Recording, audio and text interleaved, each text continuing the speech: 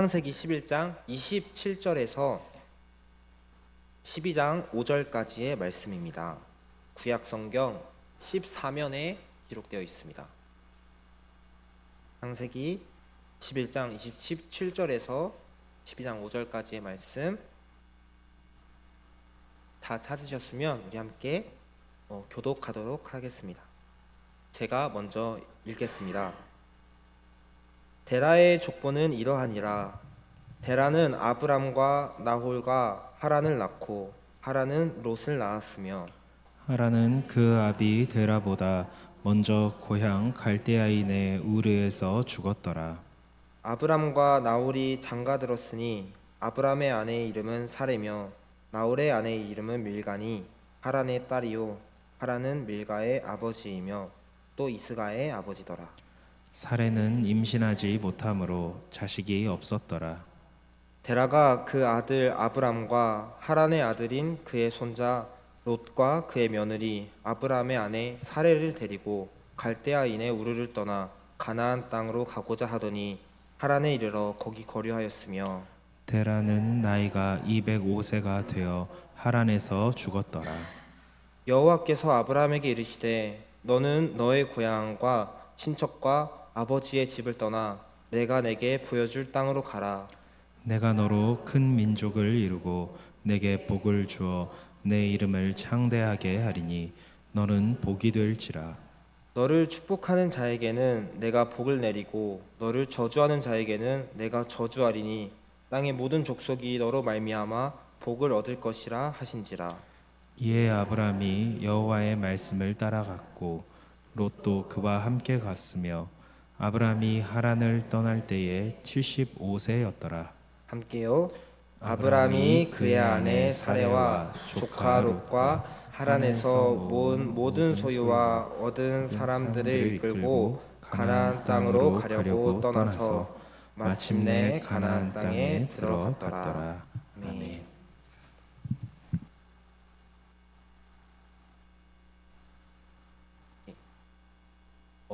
오늘 제가 전할 하나님의 설교 제목은 바로 마침내 가나안 땅에 들어갔더라라는 제목입니다. 기독교 신앙에서 믿음은 너무나도 중요한 주제입니다. 왜냐하면 이 신앙이라는 것은 결국 믿음을 전제로 시작되는 것이기 때문입니다. 그렇기 때문에 이 믿음을 어떻게 이해하는가에 따라서 우리 그리스도인의 신앙의 모습은 180도 달라지기도 합니다. 어떻게 믿음을 바르게 이해하는가가 이 신앙의 모습을 결정하는 것이지요. 오늘 우리가 읽은 본문에는 아주 유명한 인물이 등장합니다. 바로 아브라함입니다. 그리고 이 아브라함에게는 아주 유명한 별명이 있는데요. 그 별명은 바로 믿음의 조상이라는 별명입니다. 그렇기 때문에 우리는 믿음이라는 주제를 떠올리면 교과서처럼 떠올라지는 이름이 바로 이 아브라함입니다.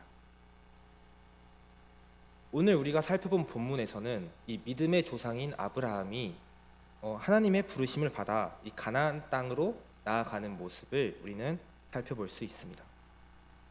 그리고 이 히브리서에서는 가나안 땅으로 향하는 아브라함의 모습을 이렇게 설명하고 있습니다.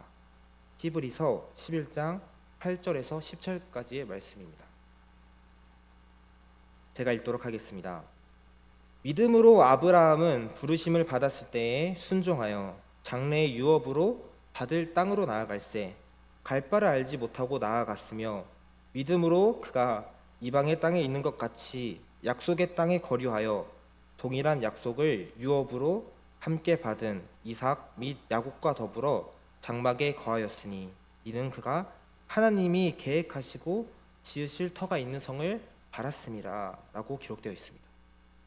이 구절에서 히브리서 저자는 하나님의 부르심을 받은 아브라함이 갈 바를 알지 못하고 믿음으로 나아갔다고 말하고 있습니다.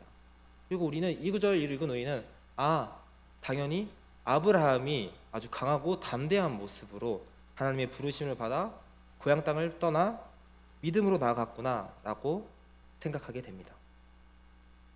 하지만 오늘 우리가 읽은 본문 말씀은 우리가 생각과는 전혀 다른 모습이 펼쳐지고 있습니다. 분명 믿음으로만 나아간 줄 알았던 이 아브라함의 모습에서 우리가 생각하고 있는 이 믿음의 모습과는 상당히 거리가 있는 모습들을 많이 보여주기 때문입니다. 우리를 가장 당혹스럽게 만드는 이 아브라함의 모습은 바로 이제 11장 31절입니다. 11장 31절은 이렇게 기록되어 있습니다. 데라가 그 아들 아브람과 하란의 아들인 그의 손자 롯과 그의 며느리 아브람의 아내 사레를 데리고 갈대아인의 우르를 떠나 가나안 땅으로 가고자 하더니 하란에 이르러 거기 거류하였으며, 이 분명 믿음으로 나아간 줄 알았던 이 아브라함이 가나안 땅으로 나아가던 여정 초기에 지금 누구와 동행하고 있습니까? 바로 자신의 아버지인 이 데라와 동행하고 있었다는 것입니다. 하나님께서 아브라함에게 명하신 말씀은 여호와께서 아브라함에게 이르시되 너는 너의 고향과 친척과 아버지의 집을 떠나 내가 내게 보여줄 땅으로 가라라는 말씀이었습니다. 이것은 단순히 너 갈대아인의 우루, 아브라함의 고향인 갈대아인의 우루에서 떠나라는 말씀이 아니라 너가 의지했던 그 모든 기반과 시설을 내려놓고 전적으로 나를 의지하는 삶을 살아라는 요구였습니다. 하지만 이 아브라함은 그런 하나님의 말씀 앞에서 어떻게 반응합니까? 바로 아버지와 함께 동행하는 것을 선택합니다. 지금 아브라함은 전적으로 하나님을 신뢰하라는 그 명령 앞에 적당히 타협을 하고 있는 것입니다. 가나안 땅으로 나아가긴 하지만 하나님을 의지하기보다는 이 자신의 아버지인 데라를 의지하는 모습을 보여주고 있는 것이죠. 또 31절에서는 아브라함이 하란에 이르러 거기 거류하였다라고 나와 있습니다. 이 하란은 이 아브라함이 살았던 이 메소포타미아라는 나라 지역에서 가장 북쪽에 위치한 나라입니다. 북쪽에 위치한 도시입니다. 그리고 그 가나안 땅과 메소포타미아 지역을 이어주는 교차로와 같은 역할을 하는 지역이었습니다. 이 말은 무엇입니까? 하란에서 조금만 더 나아가게 되면 바로 가나안 땅이 시작되는 것입니다. 여기서 아브라함이 우리가 생각했던 믿음의 조상의 모습을 보여준다면 어떻게 나아가야겠습니까? 바로 이 산지를 내게 주소서 외치면서 이 선포하며 믿음으로 나아가는 모습을 상상하게 됩니다. 그러나 성경이 기록하고 있는 아브라함의 모습은 하란을 벗어나지 못하고 망설이는 모습입니다. 이 창세기의 저자가 아브라함이 하란에 거류하였다라고 표현한 히브리어 단어는 아샤브라는 단어인데 이것은 바로 앉다라는 의미를 가지고 있습니다. 창세기의 저자가 말하는 것은 아브라함이 단순히 가나안 땅으로 나아가는 여정 속에서 잠시 숨을 고르기 위해서 다시 가기 위해 가나안 땅으로 다시 출발하기 위해 재정비를 하기 위해서 하란에 머물렀다는 것이 아니라 아예 그 땅에 눌러 앉아 살기를 결정했다라는 것입니다. 하나님의 부르심을 받고 갈대아 우르를 떠나 가나안 땅으로 향하던 아브라함에게 그 아브라함의 믿음은 하란이 최선이었던 것입니다. 하란이 마지노선이었던 것입니다. 그에게 있어서 하란을 넘어 가나안 땅으로 나아가라는 행동은 하나님의 말씀은 도저히 이해할 수가 없고 따를 수가 없는 그러한 요구였다는 것입니다. 믿음의 조상이라고 불리는 이 아브라함이 보여주고 있는 모습은 믿음으로 담대하게 나아가는 모습이라기보다는 하나님을 전적으로 신뢰하지 못하고 주저하고 의심하는 그런 연약한 모습을 보여주고 있는 것입니다. 만약 우리가 하나님의 입장에 서게 된다면 어떻게 반응하시겠습니까? 아브라함에게 화를 내며 혼을 내셔도 모자라는 상황입니다. 왜냐하면 하나님께서는 아브라함에게 어떠한 특별한 특출난 이유가 있어서 아브라함을 선택한 것이 아니시기 때문입니다. 여러분 한번 생각해 보시길 바랍니다. 만약 우리가 정말 중요하게 생각하고 또 준비하고 계획한 일이 있다고 한다면, 그리고 그 일을 누군가에게 맡겨야 한다면 우리는 누구에게 이 중요한 일을 맡깁니까? 그 일을 감당할 만한 사람에게 그 일을 부탁하고 맡기는 것입니다. 성경에서는 하나님의 계획이 무엇이냐면 한 사람을 선택하시고 그로 말미암아 큰 민족을 이루고, 그리고 그 민족으로 하여금 이 땅을 구원하기 위하여 예수 그리스도께서 이 땅에 오시는 것이 하나님의 계획이었습니다. 오직 그것을 위하여 하나님께서는 아브라함을 선택하셨고 그 일을 감당하게 하시기 위하여 그를 부르셨습니다. 그런데 아브라함은 그 일을 감당할 수 없는 큰 결함을 가진 사람이었습니다. 왜 그렇습니까? 바로 그의 아내 사레가 임신하지 못하는 고통을 겪고 있었기 때문이죠. 만약 하나님께서 능력대로 사람을 선택하셨다면 아브라함은 그 후보에도 들지 못할 사람이었습니다. 그런데 하나님께서는 아브라함을 선택하셨고 그리고 그에게 큰 민족을 이루어 주시겠다, 내가 너에게 복을 주겠다, 복을 주겠다 약속하셨습니다. 아브라함이 하나님께 부르심을 받은 것 그 자체가 하나님의 전적인 은혜였다라는 것입니다. 그런데 지금 아브라함은 자신이 어떠한 은혜를 받았는지, 그리고 자신이 하나님께 받은 사랑이 무엇인지 잊어버리고 까먹어버리고 하란에 주저앉아 있습니다. 하나님께서 제멋대로 행동하는 아브라함을 포기하시고 다른 방법을 선택하셔도 아브라함은 아무런 변명을 할 수 없는 잘못된 행동을 하고 있는 것입니다.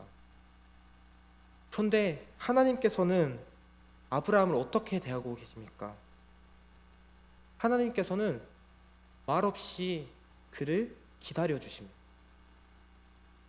하나님의 부르심을 까먹고 하란에 눌러 앉아버린 아브라함을 하나님께서는 기다려주고 계신 것입니다. 하나님께서는 지금 모든 자존심을 버려가시면서 아브라함을 포기치 않으시고 붙잡고 계신 것입니다.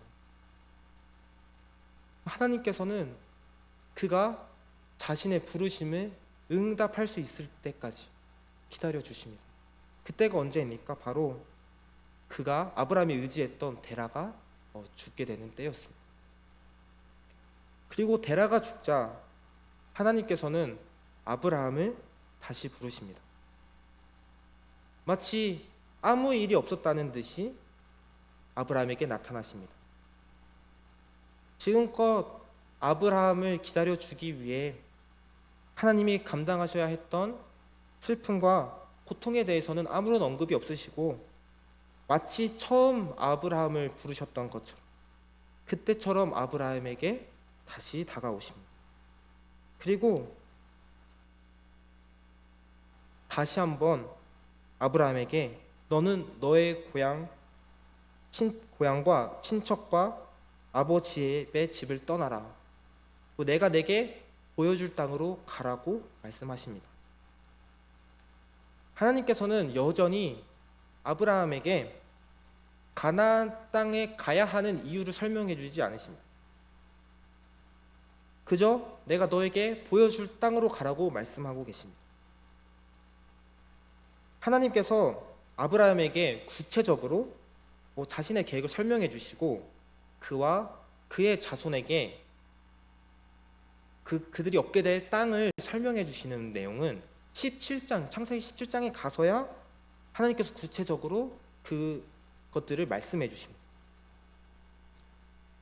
하나님께서는 아브라함이 하란을 떠난 후에 어떠한 일이 벌어질지 아무것도 말씀해주지 않으신 채 그저 너는 나를 믿고 내가 너에게 보여줄 땅으로 가라고, 그 이후의 삶은 내가 책임져 주겠다라고 말씀하실 뿐입니다. 이 부르심 앞에 아브라함은 전혀 다른 반응을 보입니다. 바로 창세기 12장 4절에 이렇게 기록되어 있습니다. 이에 아브라함이 여호와의 말씀을 따라갔고 롯도 그와 함께 갔으며 아브라함이 하란을 떠날 때에 75세였더라. 아브라함은 단 한마디도 하지 않습니다. 그저 여호와의 말씀을 따랐고 아브라함이 하란을 떠났다고 기록되어 있습니다. 아브라함의 반응이 즉 180도 바뀌게 된 것이죠. 그의 반응이 180도 바뀌게 된 이유가 무엇입니까? 그가 논리적으로 이성적으로 하란을 떠나는 것이 이해가 돼서가 아닌 것이죠. 납득이 돼서 떠난 것이 아닙니다. 그가 하란을 떠날 수 있었던 이유는 바로 하나님을 인격적으로 경험했기 때문입니다. 아, 내가 하나님을 잊고 살았는데 하나님은 나를 포기를 안 하시는구나. 아, 내가 하나님의 은혜를 잊어버리고 살았는데 하나님은 나를 지금까지도 붙잡고 계시고 놓지를 않으시는구나. 하나님은 나를 다시 찾아오시는 하나님이시구나. 이것을 자신의 삶으로 경험한 것이죠. 그러니 여전히 이해되지 않지만 하란을 떠나는 것은 여전히 위험한 일이지만 하나님을 신뢰하는 마음으로 다시 일어나 가나안 땅으로 향하게 된 것입니다. 그리고 창세기 12장 5절은 이 모든 이야기를 이렇게 마무리하고 있습니다. 아브라함이 그의 아내 사레와 조카 롯과 하란에서 모은 모든 소유와 얻은 사람들을 이끌고 가나안 땅으로 가려고 떠나서 마침내 가나안 땅에 들어갔더라. 마침내 가나안 땅에 들어갔더라. 이 마침내라는 단어 속에 포함된 이야기가 무엇입니까? 가나안 땅에 들어가기 위하여 아브라함이 보여준 모습이라고는 제멋대로 의심하고 좌절하고 포기한 것뿐이다. 그런데 그런 그를 하나님께서 포기하지 않으시고 끝까지 함께 하셔서 마침내 이 가나안 땅에 데리고 오셨다라는 것입니다. 우리는 일반적으로 믿음이라는 주제를 생각할 때 강하고 담대하게 나아가는 것을 믿음이 있는 모습이다라고 생각을 하고 또 의심하고 망설이는 모습은 믿음이 부족한 모습이다라고 생각을 합니다. 이러한 우리의 생각 속에 그 전제는 무엇입니까? 바로 믿음의 주체가 바로 나 자신이다라는 것이죠.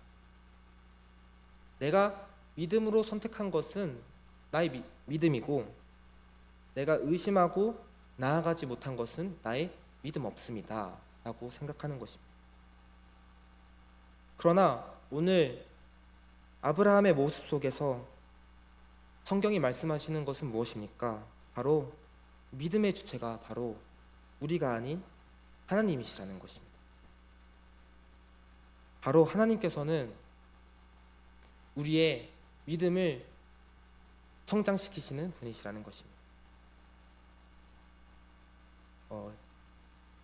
하나님께서 우리의 믿음을 성장시키시는 방법은 무엇입니까? 바로 하나님의 사랑을 경험하게 하시는 것입니다.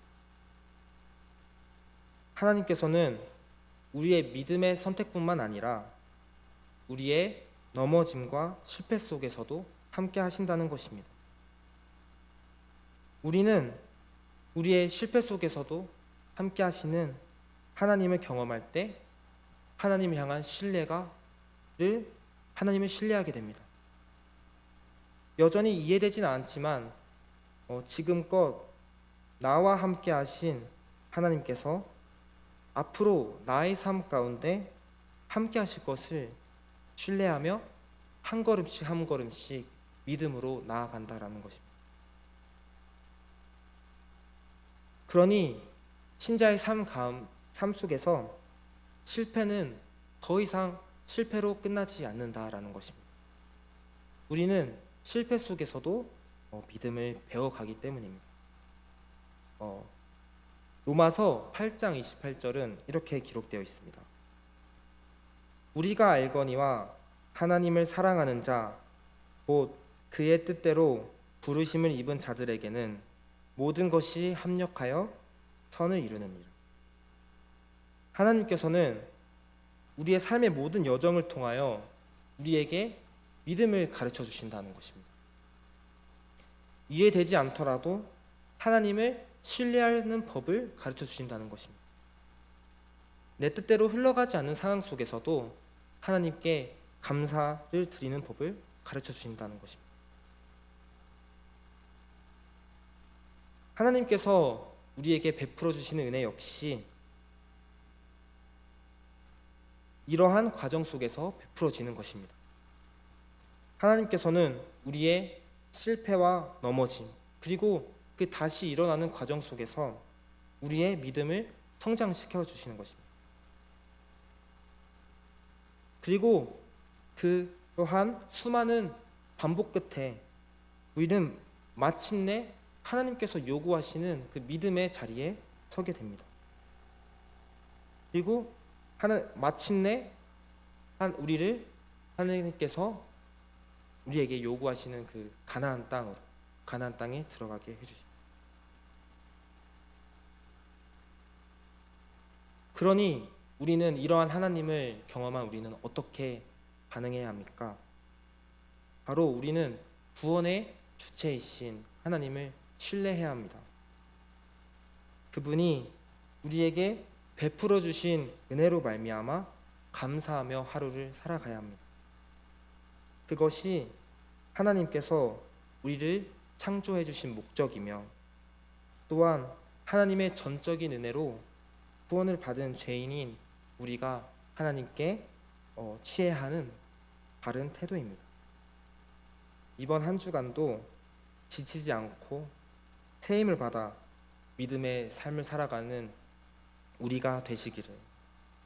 만약 우리의 연약함으로 실패와 넘어짐의 자리 가운데 주저앉게 되는 시간이 있다면 그곳에서도 여전히 우리와 함께 하시는 하나님의 사랑을 경험하시는 복된 삶이 되시기를 주님의 이름으로 축복드리겠습니다.